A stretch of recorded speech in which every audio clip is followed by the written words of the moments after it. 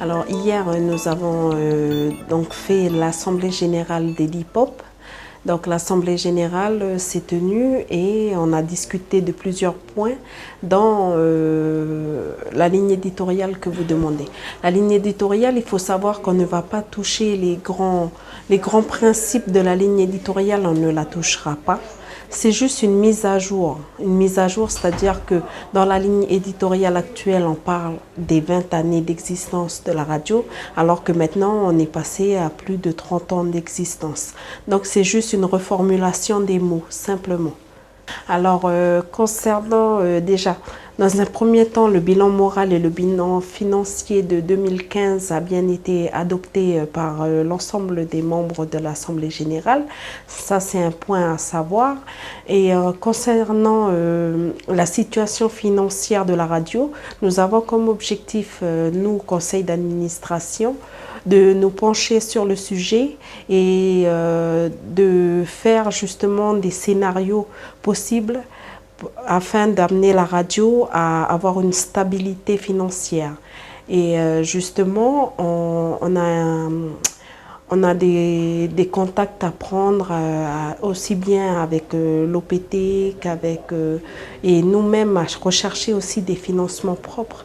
Parce que c'est vrai que la radio, elle est subventionnée à hauteur de 90% par les collectivités, mais nous avons bien discuté hier qu'il était aussi de notre devoir à nous, au sein du conseil d'administration et de la radio Djido, de trouver les sources de financement propres. Alors justement, quelles sont les pistes que vous avez étudiées? Alors les pistes, justement, comme certainement vous avez entendu parler de Djido Events et tout ça, c'était déjà une volonté du conseil d'administration qui était par intérim depuis le 28 décembre dernier, de justement dire à Djido, voilà, nous sommes dans une situation qui est la nôtre aujourd'hui.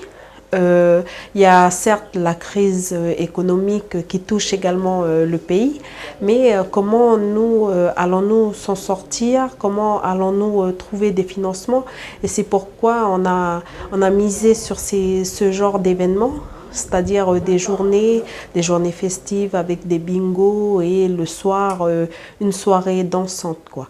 Hier, nous avons également parlé, pourquoi pas, d'un festival de musique. On a aussi abordé l'idée des souscriptions populaires afin justement de récolter par le biais de la population des sources de financement pour notre radio qui est quand même la radio de la Kanaki, quoi. Alors, concernant les finances de la radio, alors il faut savoir que oui, il y a un trou à l'ordre de 63 millions. C'est ce qu'on a évoqué hier. Ça, c'est dû essentiellement aux antennes relais.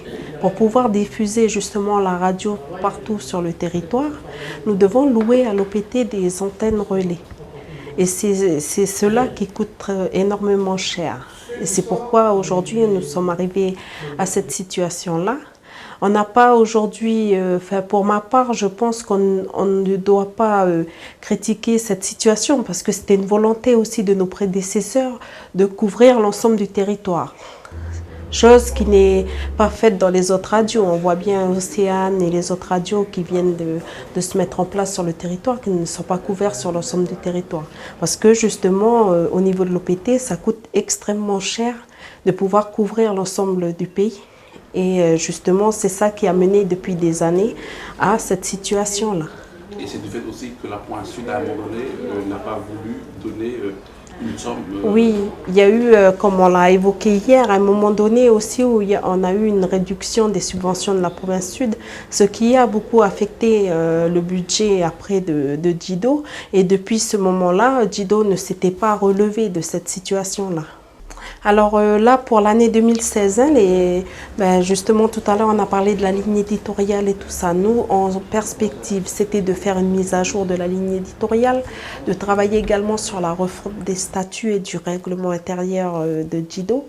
On avait aussi de se pencher sur la situation financière de Djido et ainsi essayer d'amener des perspectives, des plans d'amortissement, quoi, pour pouvoir redresser la situation situation financière de Djido.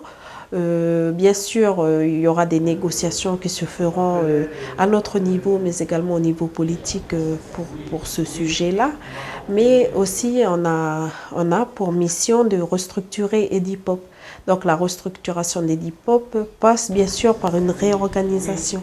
Mais ça, nous allons plus le discuter lors de notre prochain CA qui aura lieu début juin, le samedi 3 juin à l'avenir.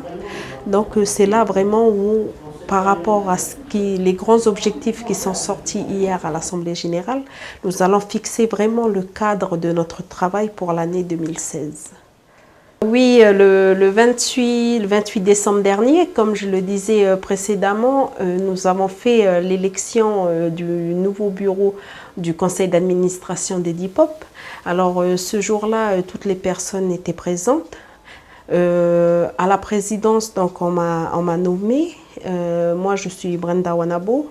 À la vice-présidence, on a mis Yamele Kachocho. Secrétaire, c'est Jean-Paul Éloi. Secrétaire adjoint, c'est Jean-Louis Koroma. Trésorière, c'est Viviane Arou. Et la trésorière adjointe, c'est Athéna Pouillet. Donc ça, c'était un bureau provisoire. Et on devait hier donc faire l'élection du nouveau bureau. Donc à l'unanimité, les membres de l'AG ont décidé de garder ce bureau et justement de valider ce bureau hier. Donc voilà, toute l'équipe du conseil d'administration se joint à moi pour remercier l'ensemble des administrateurs qui étaient présents hier.